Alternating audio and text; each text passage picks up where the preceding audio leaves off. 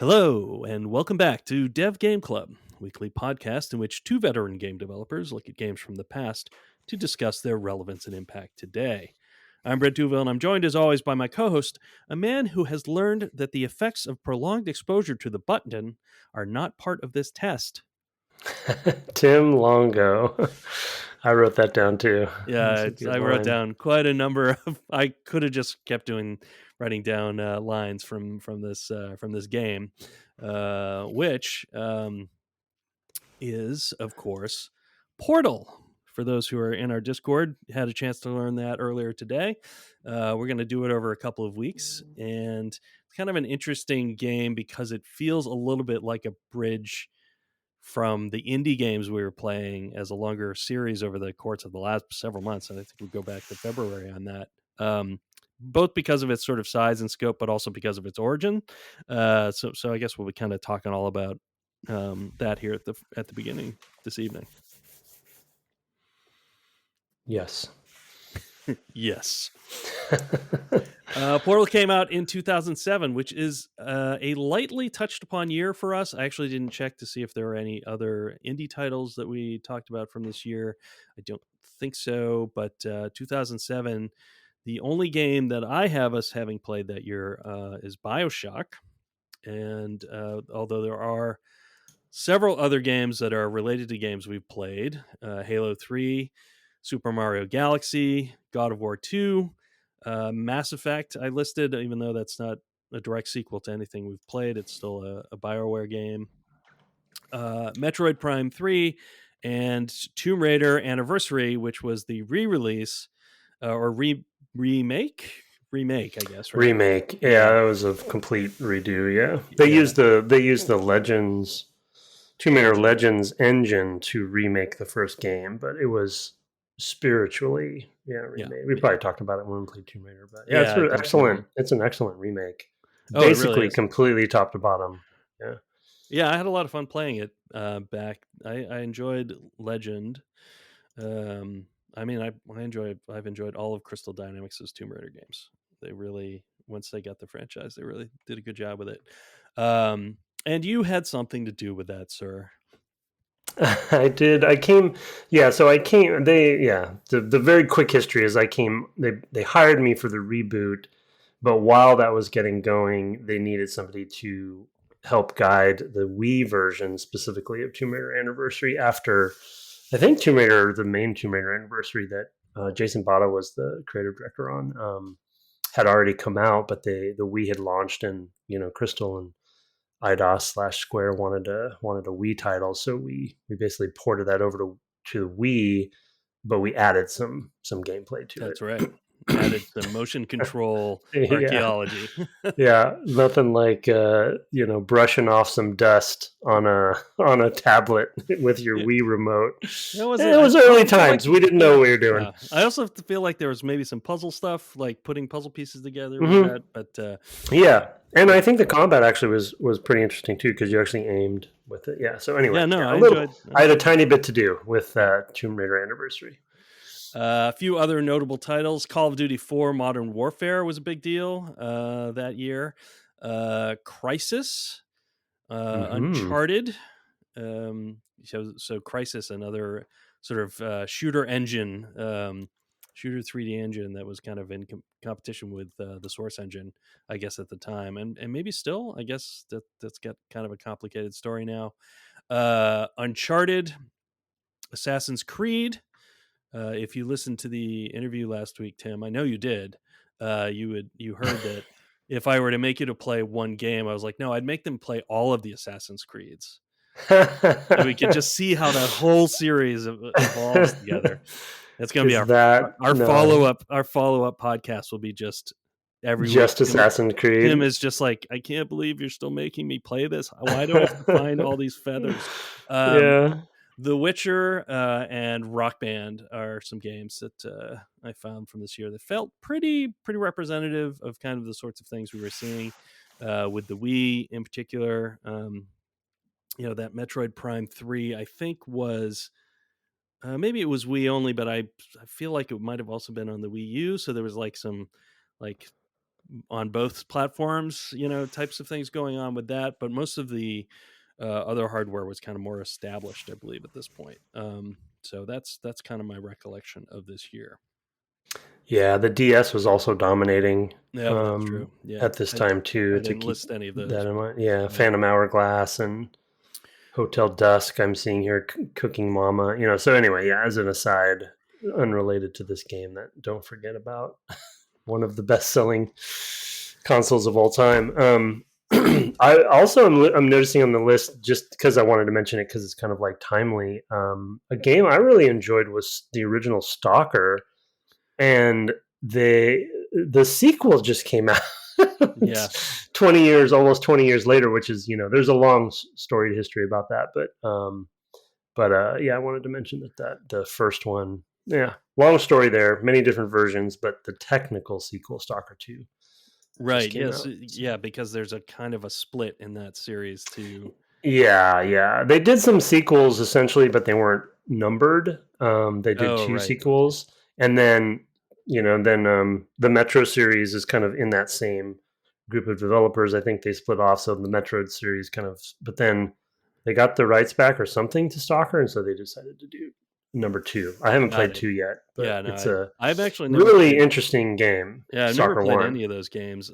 That's one that I mean, I feel like it's one we're gonna have to do for the cast at some point. But it, I is think it'd be important. fun. Yeah. Yeah, because it's an early. So yeah, again, we're not here to talk about it, but yeah, Yeah. I think there's some really interesting things about it because of its, where it's developed.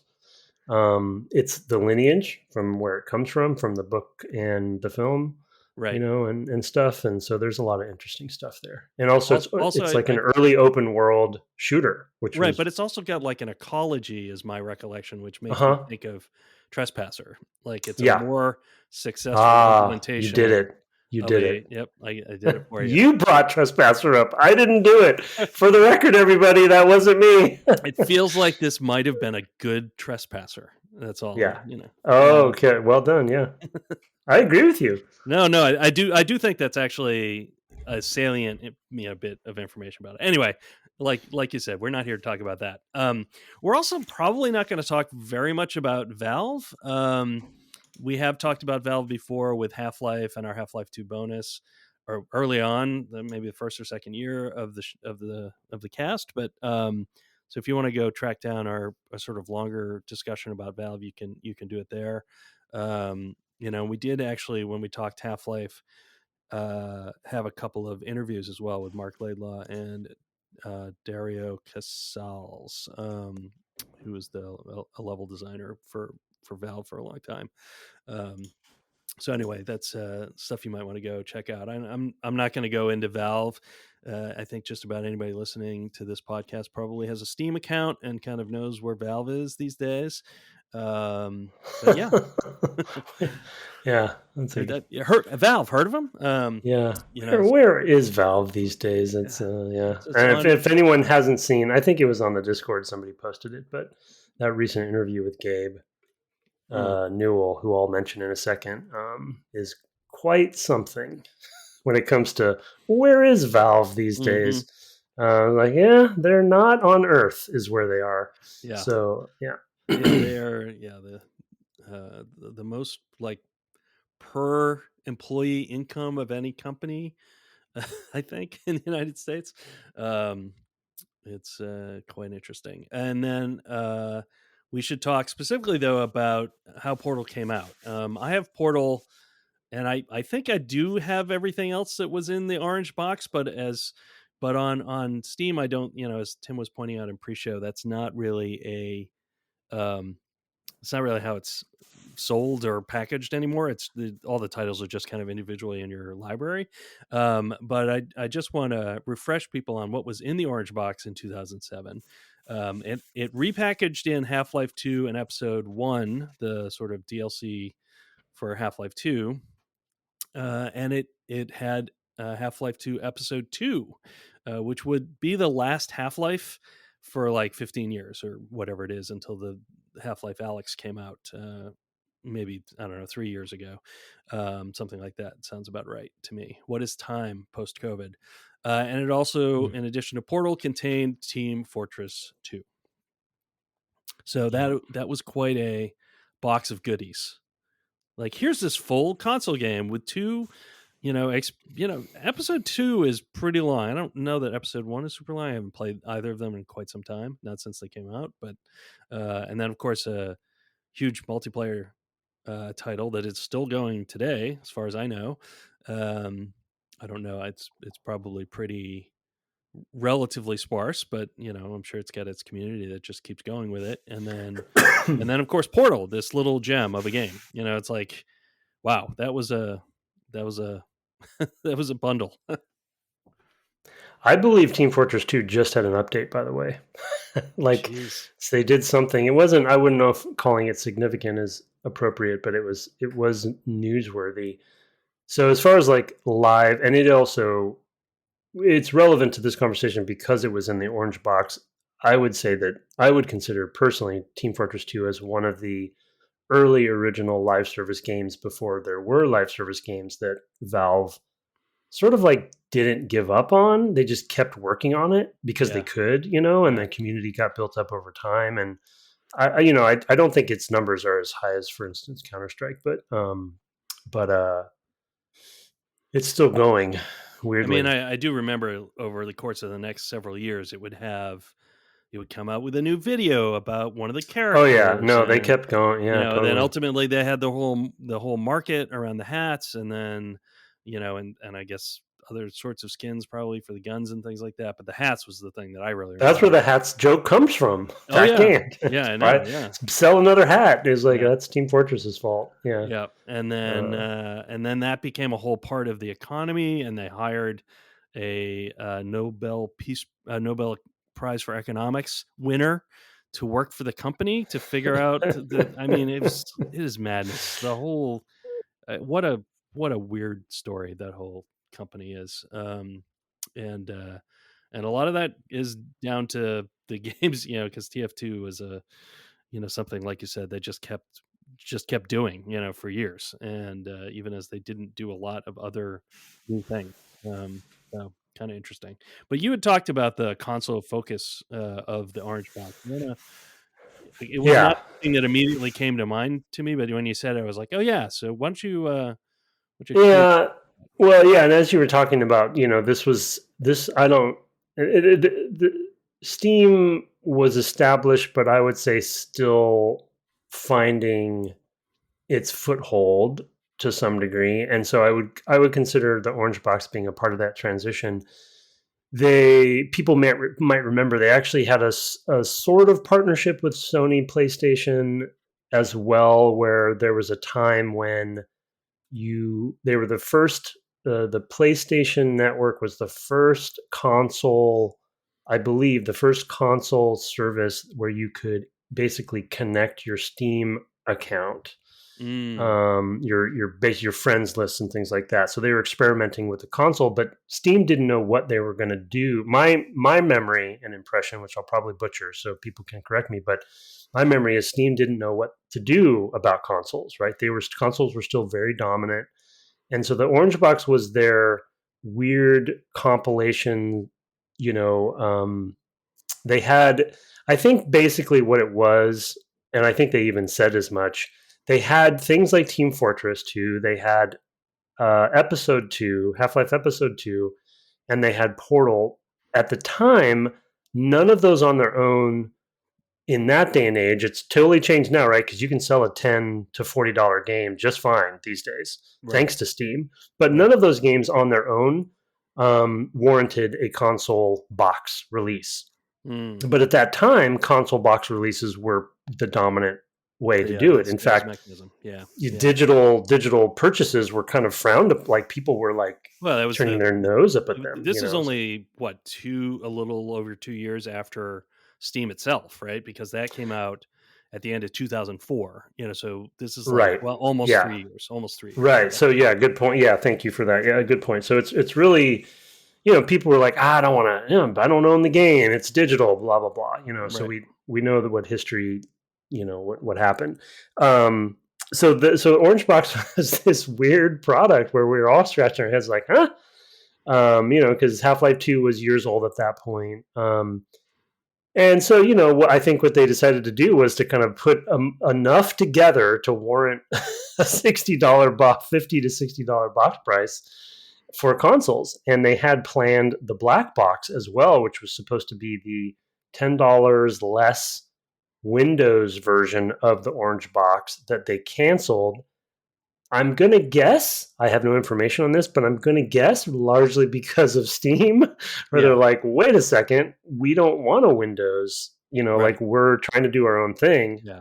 Who Yeah, well, knows? I think Half-Life 2, the only way to get Half-Life 2, even if you bought it in a box, was to install Steam, right? So they Yeah. already knew that Episode 2 could only be on Steam, right? Because Yeah. you would have to install Half-Life 2. The only delivery to for that was through Steam. So you'd have to go, there was no. They may have had discs, but you had to authenticate, I think. Yeah. Something You something had to like install that. Steam, yeah. We Yeah. were beside ourselves back then. I Oh yeah. remember Yeah. when Steam came out. We probably talked about it with Half-Life, but Yeah, we did. We did. but it's just like, how dare they? Yeah. Like we couldn't fathom. We were at Lucas at the time, and we couldn't fathom it. But I'm personally happy about where things ended up. But yeah, so the Orange Box was this weird thing. But the reason it's relevant to this conversation, I think, that Brett was getting to is that Team Fortress 2 was based on something that we knew and loved. At least I did. I played a lot of Team Fortress 1, the mod for Quake. Was really excited about this. Played a lot of Team Fortress 2 once it came out. We all, of course, talked about and played and loved Half-Life 2 and wanted to see the quote-unquote conclusion. There was supposed to be a episode 3, I think, Yep. that never Yeah, when saw we the light of interviewed, day. when we talked to Mark, Oh, yeah. he That's was right. just about to put it online, and he subsequently did so. He kind of switched around a lot of pronouns and names to That's right. tell that story, but it is available online if you want to go and read sort of a veneered version of that story. Very interesting. Yeah. So yeah, and we have Half-Life Alex, and I have an old Lucas friend there. I don't think you were friends with him back then, but who has been at Valve since Half-Life 2 and has worked on everything since then and worked on Alex and stuff. So yeah, so it's been a weird journey there, but but Portal, and even we were refreshing our memory before recording. If you look at the cover of the Orange Box, it says featuring. This is the weirdest darn cover. So it has all three images for each of the three products. It says the Orange Box, and it says featuring Half-Life 2 Episode 2, Team Fortress 2, and then the last one is introducing Portal. So it was like it's like also already this, what is this? And I think that my memory is that we the players, the audience, and Valve probably knew that Portal was a cool game and really unique and novel and interesting, and people would love it. But I don't think they really understood what. And my memory is pretty good on this. They definitely didn't understand how much of an impact it was going to have as far as the Orange Box, because people knew what the other two things were. There were no surprises that were really going to come other than just the Yeah, well, quality of them. Team Fortress 2 was in development from 2002 at least. Right. Yeah. So they had hired, I believe, at least some of the original modders of Team Fortress 1 to do Team Fortress 2. Right. And of course, notoriously well executed from a style perspective, right? Because they took that Pixar style. It was didn't start stylized there, right? So right. because they had come from that other kind of Quake look, and originally it was kind of more grungy, and I think it took them a while to kind of find that style and go that different direction. I think a lot of that, they've talked about that stuff, in lots of places, but for readability issues on character silhouettes and things like that, which was not something you really did a lot with in Quake. maybe by Quake 3, I guess you were kind of seeing more of that. But No, I'm with you. No, I yeah, totally agree with you. I think that at that time, once they had figured out what they were going to do with Team Fortress 2 from a character perspective, forever after, we as developers would refer to it as the Team Fortress 2 approach, yeah, because they had basically taken, the Pixar approach and applied it to video games from a gameplay perspective. Because, like you said, yeah. So, Overwatch, name your game today. Marvel Rivals, good example too. They took principles that really that had a rippling effect for sure. one of the things I remember from this time that I think perfectly encapsulated the sudden impact of Portal was a great and hilarious talk. I'll try to track it down on YouTube. I've watched it several times since. But like the week this came out, Steve Moretsky, who is an old time Infocom guy and has done tons of stuff in the industry, you can go look up Steve's history. But he gave a talk at the Boston, games group or whatever, some sort of like professionals group. He was, I think, best known for Hitchhiker's Guide, I think, when he was at Infocom, which is a great adaptation. What a crazy difficult game. But anyway, Steve Moretsky gives this talk, and like the whole thing is like, you get to a certain age and your body's breaking down, and he does this for like 10 minutes of just like, and you look in the news, it's sort of like the Norm Macdonald joke, with the moth, who's walked into a doctor's office. Another good thing to look up if you haven't seen it. Anyway, he goes on and on in this vein, and it's just like the whole audience is just like, where is this going? And he's like, and then out of nowhere comes this just perfect bright light, and he like, Portal, and the Portal comes up on the screen, and then he just extols Portal for the rest of the talk. And it's just like this crazy like reversal in the middle of the of the, it's just like everything is terrible except there's Portal and everything's fine, and it's like it really had that kind of impact to me, right? I mean, it just of like when I played it, I was like, I can't believe how good this game is. It's like it's very nearly a perfect game, right? Yeah. There are no Yeah. perfect games, but it is very, there are a handful of games that you might put close to perfect, and Portal would have to be on that list. Agreed. Yeah, I think it is on the list. And it's funny that it was your idea to play this, but it's funny it's taken us this long. Well, I think it is from from a logic, 2007. from a logic and timing perspective, I guess it makes sense. Yeah, because there's certain games that we've played that Portal owes, like Half-Life, right? That Portal owes a lot to. But yeah, I totally agree. Yeah, it's they. I mean, I'm sure somebody within. I mean, we've talked about it from time to time on the podcast. It's like most of the time, I'd say, before a game launches, teams don't really fully know Right. what's going to happen. And so, I mean, you've talked about that, I think, with Skyrim, right? Yeah, I definitely have. Yeah. Yeah. Definitely have. So once it comes out, the orange box comes out, people like all aspects. The funny thing is all three aspects are very different from each other, I would say. Obviously all first person, but as far as what they're trying to do. And I fairly quickly after, I kind of remember also, those who had embraced Steam, there was sort of like the Portal Steam release where you could just buy it by itself because everyone realized that it's so good, and Yeah. And I think it won the all the awards that year and all this stuff. But it really just kind of one of those come out of nowhere for sure, because the orange box was very much overshadowed and seen as a Half-Life product. When people looked at it, it's the orange box. Orange is the Half-Life color. Gordon is prominently right there on it. on the cover. Yeah, and Portal is just a symbol, and a little symbol that he's got on him as well, right? The delta or lambda, I should say. Right. Yeah. I mean, you tell me on that one. Yeah, I was trying to remember the shape, but it's a lowercase lambda, I think. So yeah. So anyway, so that it's just a weird. I would say a very time capsule story about this game's release because of the state of Steam, the state of the industry. Consoles were very dominant. And this is, swings back and forth all the time, though I'm really wondering these days if it's not going to swing back. um, and so this weird thing comes out as an introduction, like almost like a,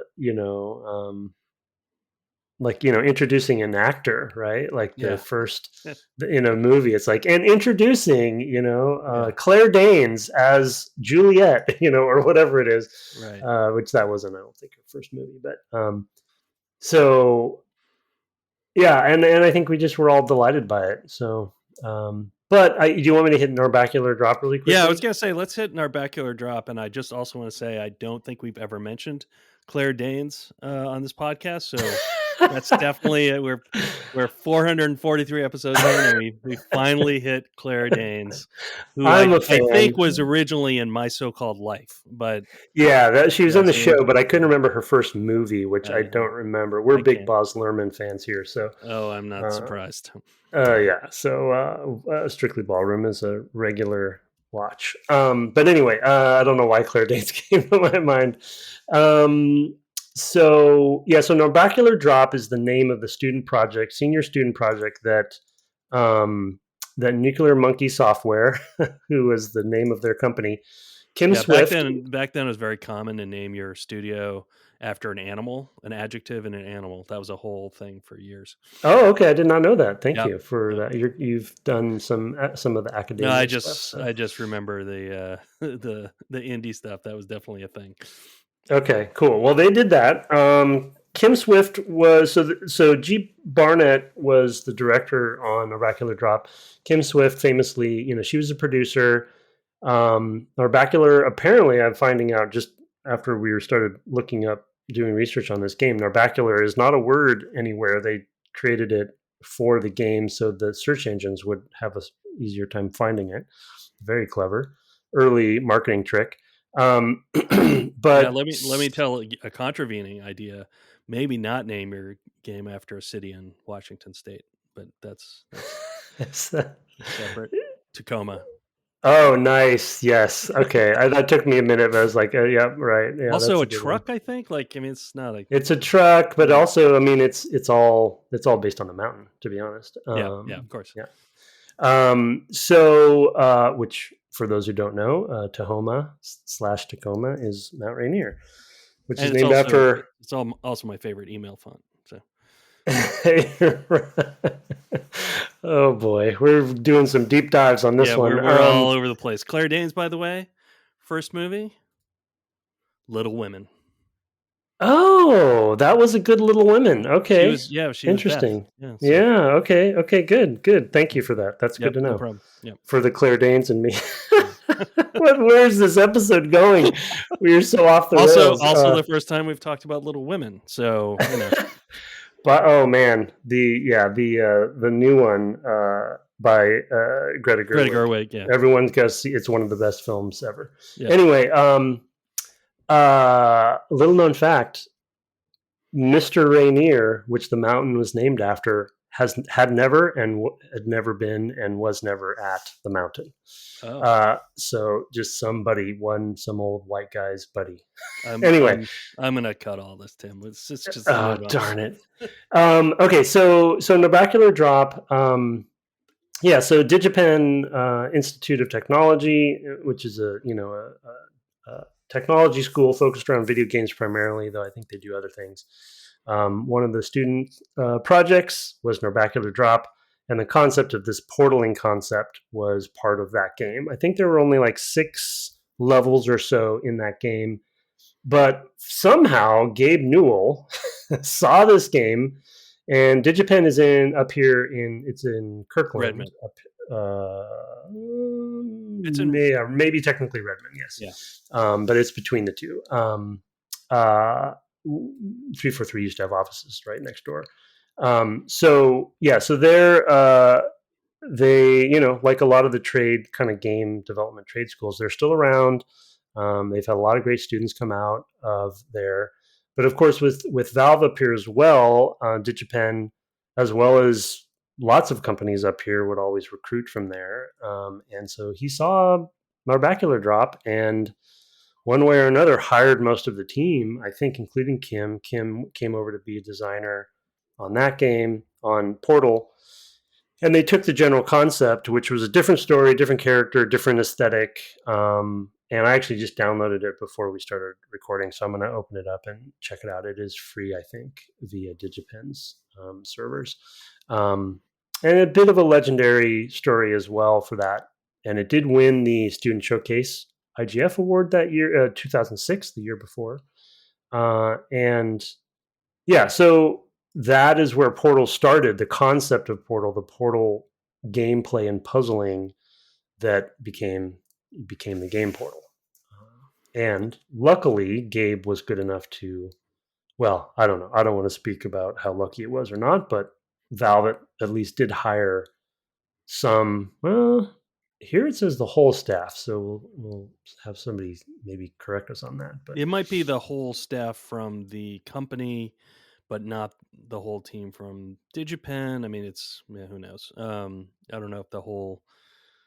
Yeah, right. I mean, like, as it started as a student project, they also made that they were working on it as a product, as a company, and then that they were basically absorbed into Absorbed, Valve. yeah, kind of like felt like Firewatch was. Yeah, like yeah.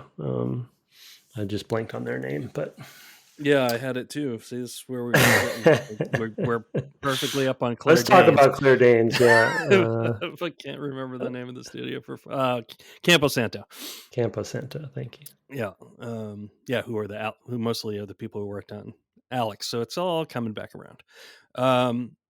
Yeah, so we should talk a little bit too about the antecedents before we kind of dive in, because a lot of what we see in this game goes on to inform both 3D puzzle games, like the one you're playing, and but things across the spectrum, as well as, I think a lot of the tone of the game and the sort of format of the game is somewhat echoed in the Stanley Parable. I'm sure, like another Source Engine game, right? But I also put down puzzle games like the Talos Principle, and there's an indie game called Antichamber, which has a different. That's more about perception and sort of optical illusions and like weird physicsy kind of feeling stuff, but definitely has the same sort of feeling of a Portal. And I think it was kind of a model of a sort of game that you could do with a relatively small number of people iterating on sort of puzzle ideas. I think Outer Wilds, which is the one I was alluding to, is a little different because it wraps a lot more narrative around that, and Talos Principle sort of does as well, but it's in a much more abstracted way than Outer Wilds is. Outer Wilds is very much like an adventure with puzzles kind of game. Yeah, and specific, I don't want to spoil any of the things that made me think of Outer Wilds, and obviously I'm streaming it right now, so it is top of mind. And I don't want to give away anything, but there are some specific ideas in Outer Wilds that makes me connect the dots in a very distant way. But the reason I wanted to bring that up, and thanks for those other ones too. One other thing I forgot to mention that I remember being a revelation for the Orange Box and for the Portal coming out of this time is that first-person shooters were big. The other two products in this and pretty much every other first-person shooter out there was about shooting things, guns, killing things. And Portal did not have that. It had a first-person weapon or first-person device, I'll say. You may remember in Half-Life 2, we may or may not have talked about it, but one of the big deals in Half-Life 2 was the gravity gun. And you can see the lineage of how Valve is sort of combining concepts here, taking Narbacular drop concepts, adding in some physics aspects, embracing physics and momentum and all of those things. You can even pick up stuff with the Portal gun, like cubes, and swing them around or whatever, move them around.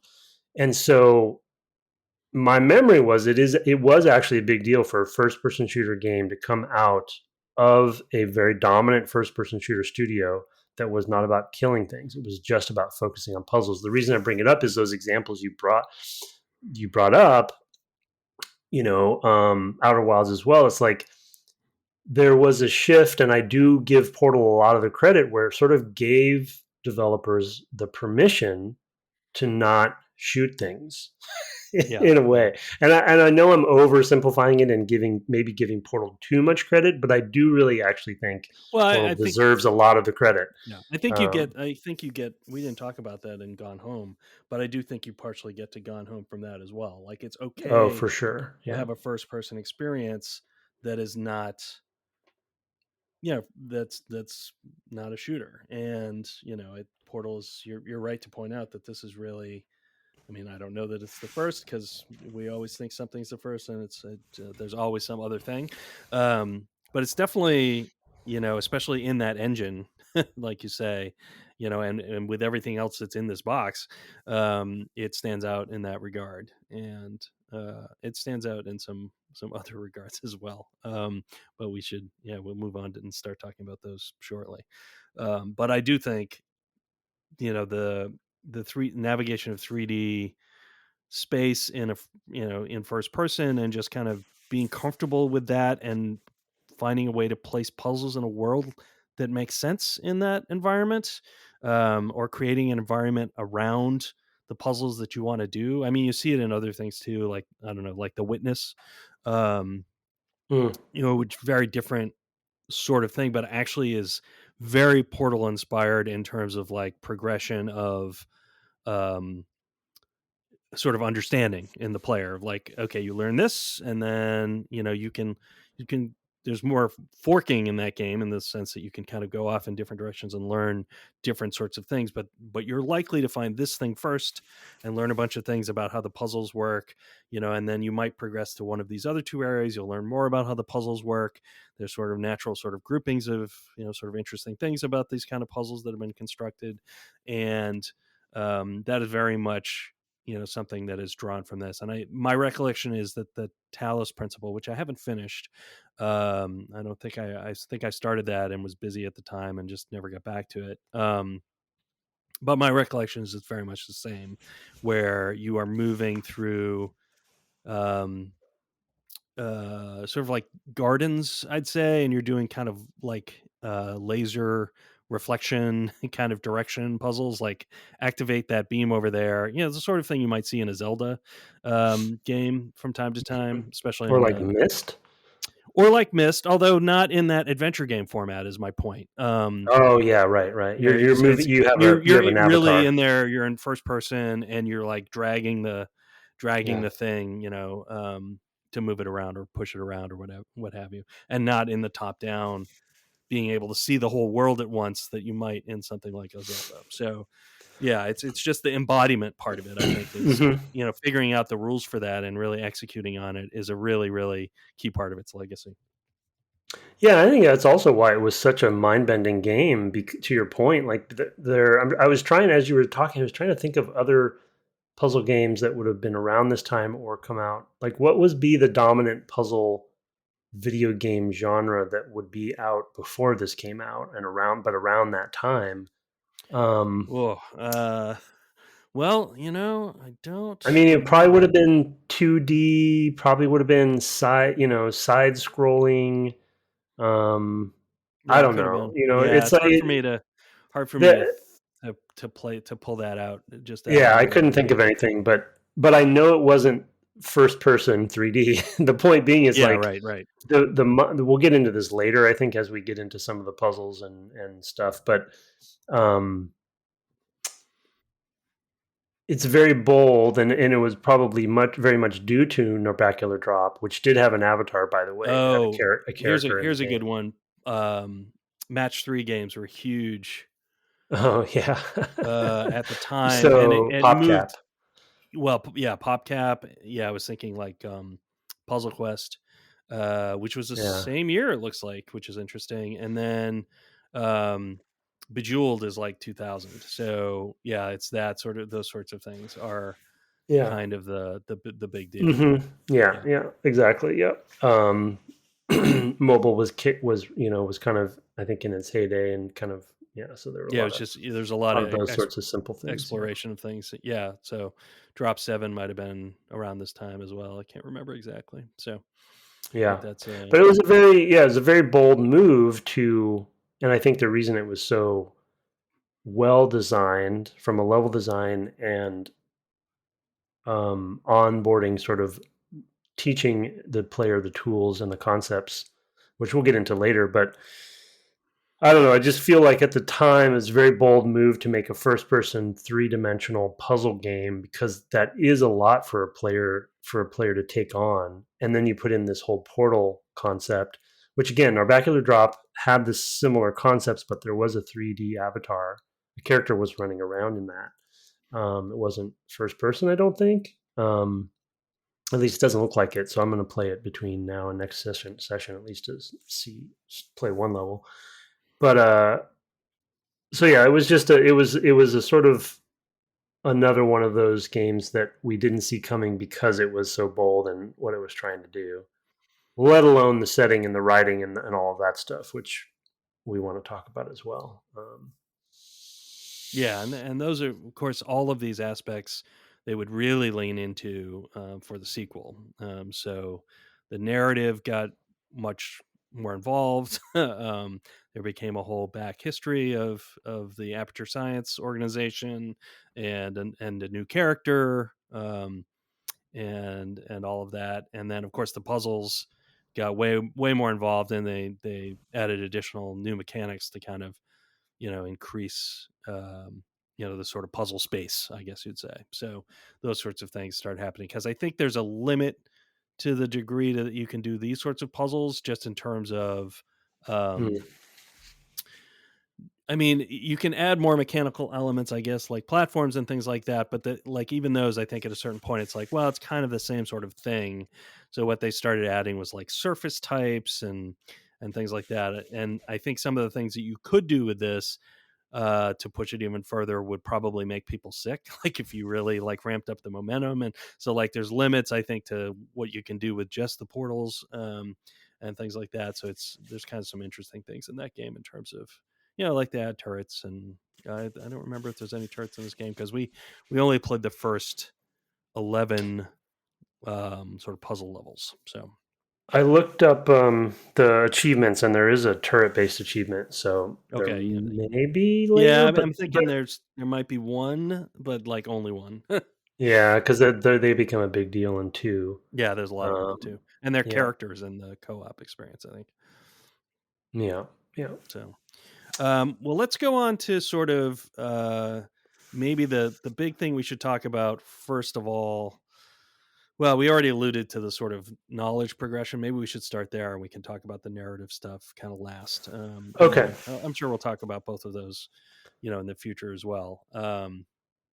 But you already mentioned it as like the big impact of this game was like in pre-show being like this huge thing that you'd want to teach a class with about the sort of design choices. It's very Nintendo like in the Mm, sense of like you only introduce sort of one element at a time, and that element, understanding that element essentially gates your progress. Like they give you immediately a challenge, like, oh, you have to understand this before you can move forward, and you demonstrate to us that you know it by solving the puzzle. Like, so that's basically how this progression works. Can you, I mean, talk about that from your perspective?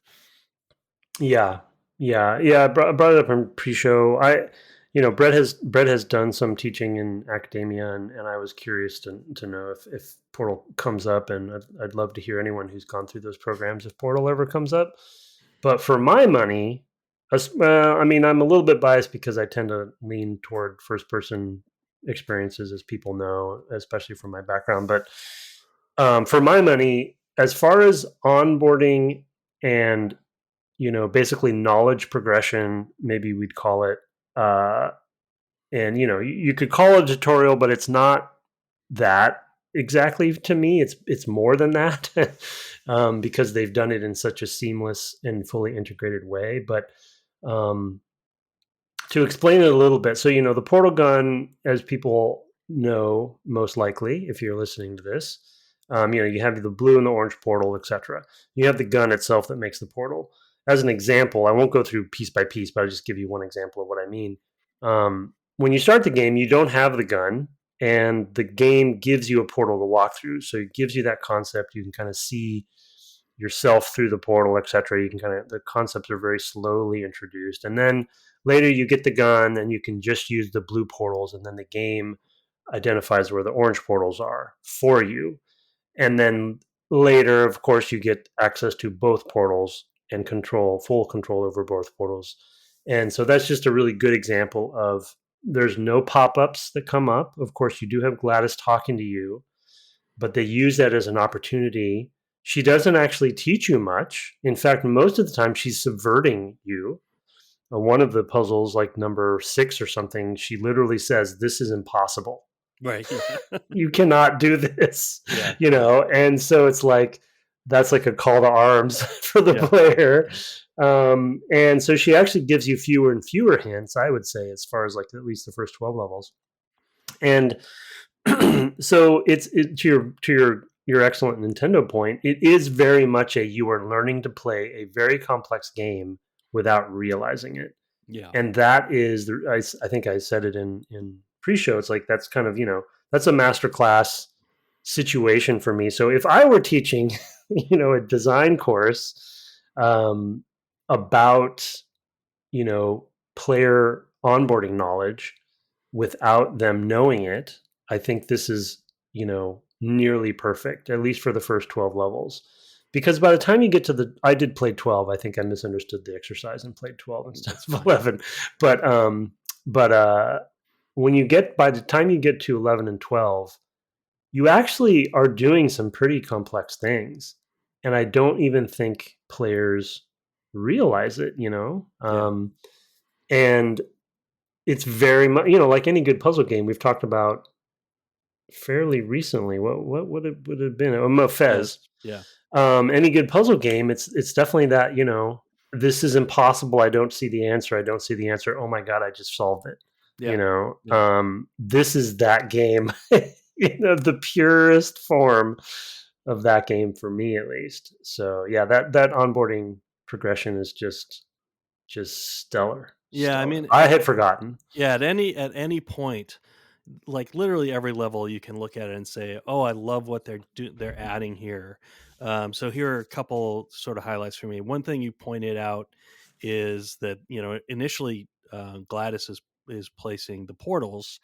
You start in a room, and we should talk about maybe the aesthetic too at some point.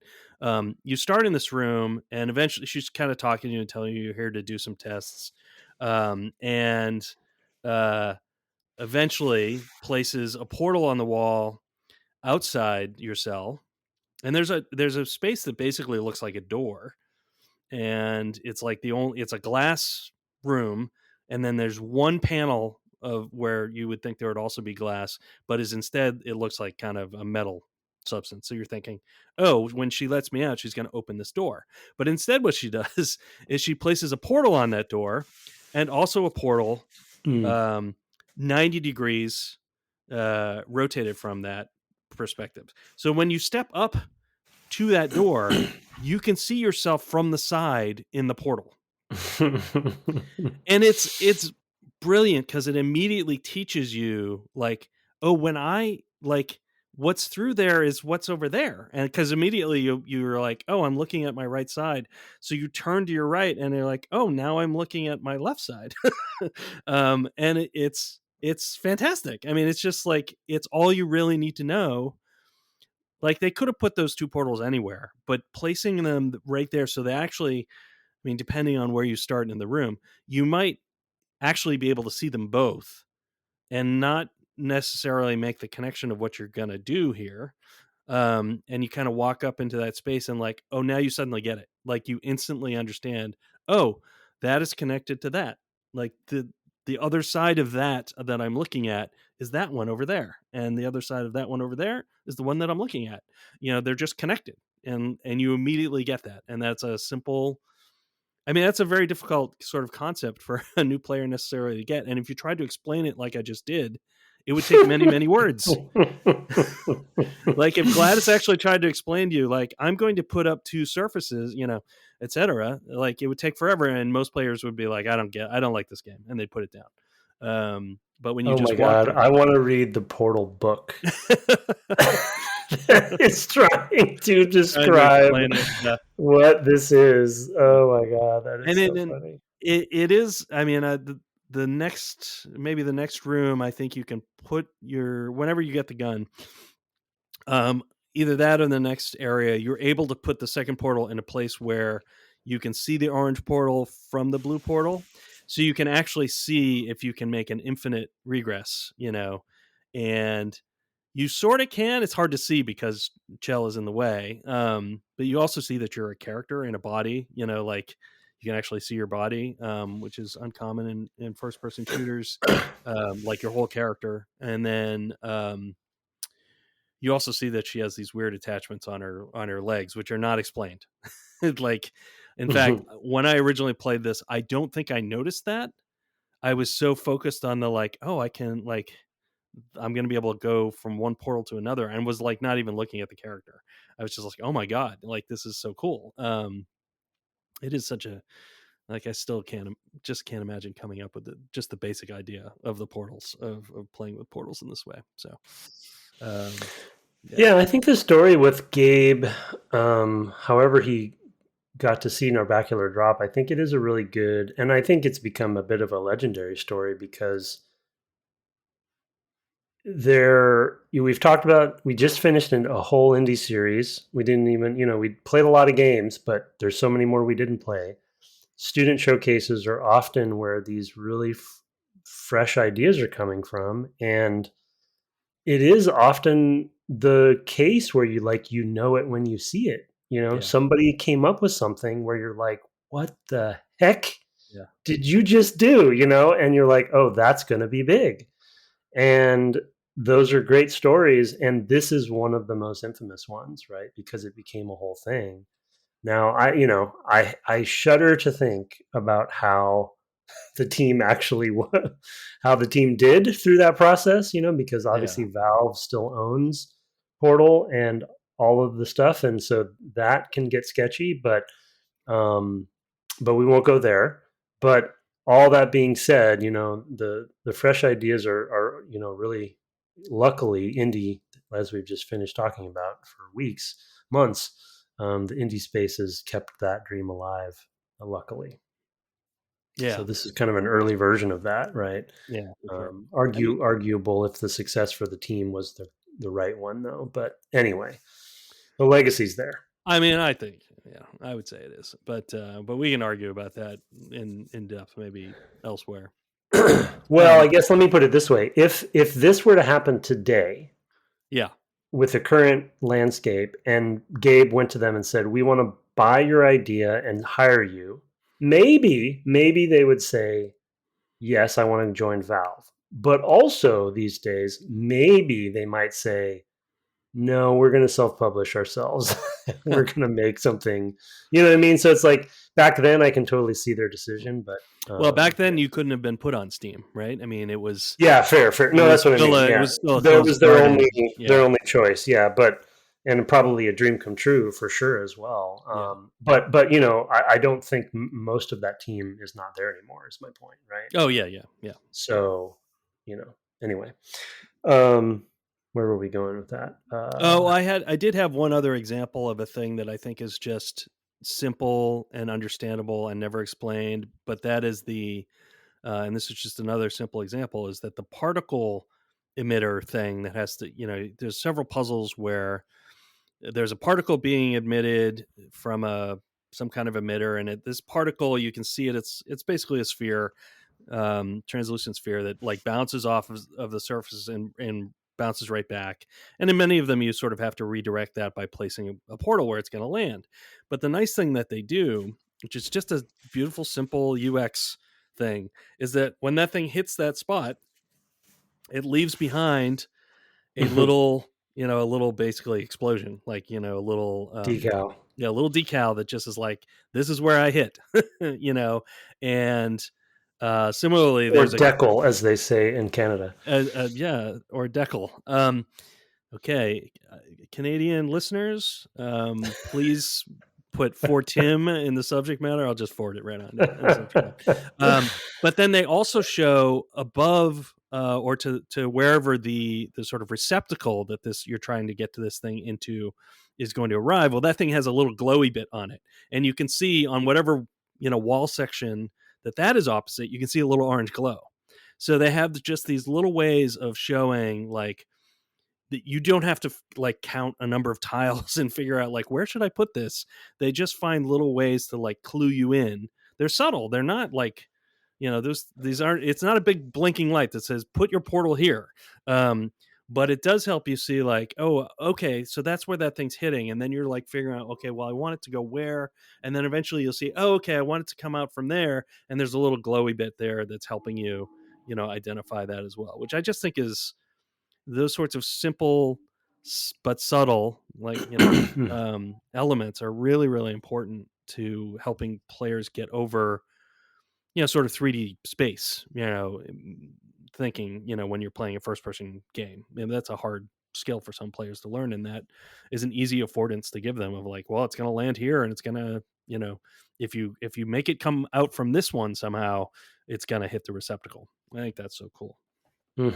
Yeah.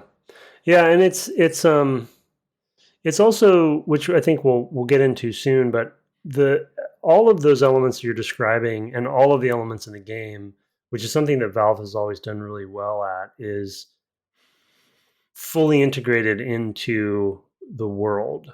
So the decal that's on the wall is, a burn mark from the laser orb. You don't know what it is. GladOS has a joke about it, and you just kind of, after that, you don't care. The light could have just as easily been a UI element or a laser or something, because they could have hit you over the head with it. They could have changed the reticle and you put it over that spot. Yeah, but it's just like, no, this is a light from the device that is over there, and this whole conceit is just they're testing you. So you kind of buy anything that they throw at you, but it's all in fiction, and everyone knows who listens to the podcast that I love that stuff. And it's just so cohesive that I think when you have the usability that Brett's talking about partnered with the world and its sort of setting in fiction, those are my favorites, right? Because it's like you're not pulled out of the experience ever, because everything is fully grounded in what's going on. Even though this is science fiction and this is all got its own aesthetic, you buy it, and I think it makes it even more valuable. The level design in this game is also a masterclass. I mean, not even just that it's a puzzle game, but it is just so pure and so well done and so well iterated on. I'm sure they play tested the heck out of this game. We know Valve does that. And you can tell like the levels are nearly perfect as far as like how it teaches you what to do, and how, to your point, all the different telegraphing that it does. Yeah. And the flow and the layout and the composition of what you're looking at when you come out of a door, all these sorts of things, like you mentioned. You pretty much always, when you come into a room, you immediately kind of grasp, okay, I have to get over there. And you can see pretty much all the elements that might be involved in that immediately as well. I mean, that's not always true, because there are some rooms where there's something that will open or close and things like that. But for the most part, you kind of come in and you're like, you can see all the elements you need to solve the puzzle. They're not hiding anything from you. At least step one, right? It's like, what you have to do to, you're not, true. In some cases you may not know what the next step is, but they're well, there. If I could get over there, I could get some more information. How do I get over there? Right, and that's right. The mental process for sure. Whereas, there are a lot of games that you don't know where you're going, and even especially at this time, I would say, that might be the case. We were getting definitely better at it by 2007, but this is a terrific example of just really, really clean level design. Yeah, it's very economical game. It's a very elegant game, probably because of its constraints that it had, right? It's this pretty short game, as we'll talk about. I think we're only going to do 2 episodes probably, but Yeah. so like there's a lot of great examples in art in general and media where constraints allowed something to be very pure. I do think this is an example of that for games. And even though we're describing a lot of the details here, I can only assume most listeners have played this game, but I just want to plug, if you have not played this game, it's not very long. And if you do love games, you need to play this game. Even if you're intimidated by first-person games or dual stick or whatever, mouse and keyboard, I totally understand that. Maybe that's not your thing, but give it a chance, because I do think this is a game that everyone who plays games should play. And if you are listening to this podcast and you don't love games, we do have a Claire Danes podcast coming. Oh my God! Wow! If only. Let's talk about Homeland. I've never seen that. It's a good show. I've heard that. Anyway, so I guess let's try to talk a little. We'll probably talk more about this next time, because we'll had the whole experience. But the other part to sort of talk about at this point that really goes together with this in terms of the everything being in the world is the narrative design and the writing, which ties to that sort of tool or knowledge progression that you're getting. Narrative, to briefly distinguish narrative design from writing, narrative design is basically how you tell the player about things, and writing is the things that you tell them. Just to kind of be kind of broad about it, for those who haven't heard us discuss those in the past. Well said. Well, we've had a narrative designer on before, so I'm cribbing. Yeah, fair enough. But so the narrative design element is basically GladOS is a big one, and then the other one, other than just kind of the environment generally, GladOS can speak to you, and so that's one element. And then the other element is the up to the point we've played is the sort of posters on the wall that list which puzzle you're on. That you're on 6 out of 19, and then there's some icons that are basically the important new element you're learning here. They're very iconographic, I guess. Mm-hmm. It's like, you might see a stick figure and like a ball hitting them in the head, is like to indicate that things move, or that you gain momentum or you maintain momentum as you fall through the portals, which I think at one point she says, in layman's terms, speedy thing goes in, speedy thing goes out. Yeah. Another line I really liked. But the thing that's really special about the writing, which is by Chet Falasek and Eric Wolpaw, who were from Old Man Murray, a huge thing in kind of the early aughts, in terms of their kind of snarky approach to video game discussions. Their humor really comes through in the sorts of things that GladOS is saying. There's basically this sort of corporate speak. She won't say, I'm going to stop lying to you. She'll say she's going to stop sort of extending the truth or something like that. She's saying everything in this way to like avoid legal problems. It's just this very it's this very kind of wry commentary on a corporate environment. But you aren't seeing any other people, and you're hearing this clearly robotic voice, so it's, it's just, I've also put a masterclass of narrative tone management, because everything that she says, like the intro I gave, the effects of prolonged exposure to the button are not part of this test. Just like, what? It's so amazing. Enhancing the truth. is what she enhancing says. the Yeah, truth. That's right. she says something like, we will now start enhancing the truth. Yeah. Or something like that. I'll stop Yeah. enhancing the truth. Yeah. And then there's in 3, 2, and then there's a glitch, so she doesn't fully count down. So you're like, she's gonna keep lying to me, isn't she? It's so. And I think the way they talk about what happens if you get hit by the portal gun, she talks about how you'll lose teeth. It could cause bleeding. That's if you. That's if you go when you go through the material emancipation grid. That you may find you have some impacts on fillings, dental work, and then enamel and teeth. And you may taste blood in your mouth when you go through, and you're like, "What are you doing to me?" Yeah. It's so good. Another small thing that I'll mention, I think it's in the first or second line when you wake up. She says "welcome back" or something like that. And so the reason I bring that up is that when you finally get to a place where you can die, she says something like, if you fall into the water that will kill you, you will be, your record will be negatively impacted right before your death. It's like, okay, but I'm dead. But then if you think back, it's like, wait, I woke up in a room. Is this kind of a cycle, right? Like there's sort of those sorts of concepts that remind me of Stanley Parable. There are also 2 points. There's one that is, they mentioned bringing your daughter to work day. And it's a good time to have her tested.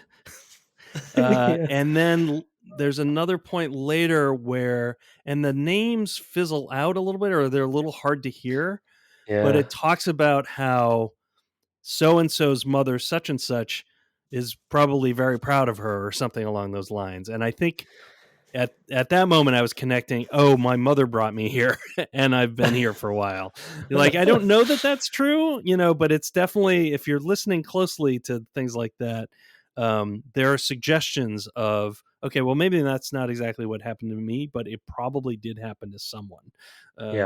So there's a lore being created, and I know that's your favorite topic, but as we've talked about with lore, I don't mind at all when it's here in the game. When it's here for purpose, and this is a perfect example. It's a perfect example of lore working for me. This is agreed. So that's another great example of why it's a great example, masterclass example in that, because this checks the box for Brett.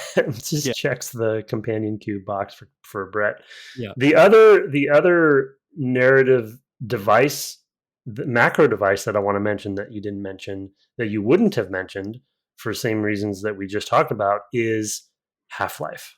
Now, as a nerd and lore nut and lover of all those sorts of things, the fact that they chose, now again, this came from their Bacular Drop, which was a different story, different character, probably not much of a story, different aesthetic. It was more like dungeony and Quake sort of looking. They could have gone anywhere with this, but they chose to set it in the Half-Life world. You are in Aperture Science, which is a reference that is made in those games, but not really delved into. It exists, but you're not, they don't really talk about much about it in my memory, at least, in Half-Life and Half-Life 2. But they've taken this one small mention or element within the world building and fiction around the lore of Half-Life, and they have set Portal inside of it. An example I would give is that throughout Portal, you see on the up in every one of the test chambers, you see glass windows with the warbly effect, and you don't see people behind them, but you get the impression that those are observation rooms, which you see those sorts of rooms when you're playing Half-Life and Half-Life 2, right? Like these sorts of, they're not exactly these test chambers, but this concept of scientists, right? The concept that they're up to no good, testing something. That's the whole concept of Half-Life, is that one of their experiments blows up. And so it's just really like, for me, it was well placed within a world I already wanted to know more about. And so every little tidbit I got in this game was just like another cherry upon cherry upon cherry on top for me, because I just am hungry, and we're still hungry for Half-Life stuff.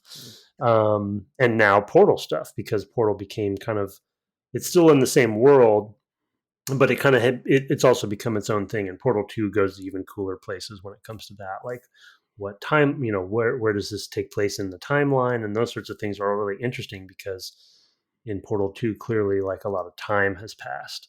Anyway, I wanted to bring up that point, which was really clever.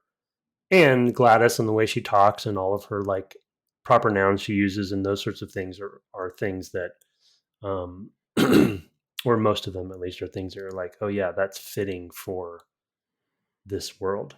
Yeah.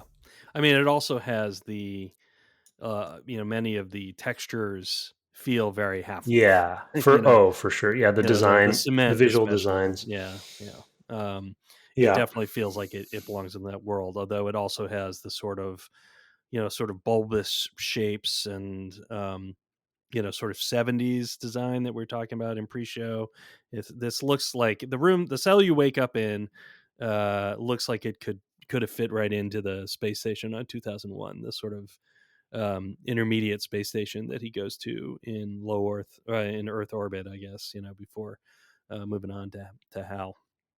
But and pods, and I mean, like, you remember the chair, the seats in 2001 were like these eggs, these huge. Oh yeah, right. Yeah, very things like that. It's very similar to that, but with a sort of clash with the music that's on the radio that's playing. But we can touch more on some of that stuff next time, because we will get more into the extended story. You've already spoiled the companion cube, sorry. We'll talk about that next time, because it's a teaser. It's a teaser. It is. The story's going to go some interesting places in the future, for sure. In the meantime, we love to get your reviews. I haven't had one in a minute. Would love to see those. I get all the Apple ones, but if you use some other platform, we'd love to know about it. Just drop us a line. And you can do that at our email at devgameclub@gmail.com. We're also on the web at devgameclub.com and twitching at twitch.tv/ Tim Longo Jr. with a JR at the end. Oh, indeed. You can find out about what and when he is streaming on our Discord. You're still currently playing Outer Wilds. Are you getting to the end of that? You must be. I feel like I'm getting close. Yeah. Many of the big mysteries are. Yeah, I'm close. I gotta be close. You gotta be close. Yeah, you're getting fewer and fewer sort of orange links and keywords to figure out, question marks on your computer map. I know you played the ones where the sand goes between the two planets. That's a tough area. Yeah, I've gone back there multiple times. Yeah, and it's like, and I think that's intended to be the case. But yeah, I think it's definitely going to be like this game. It's going to be.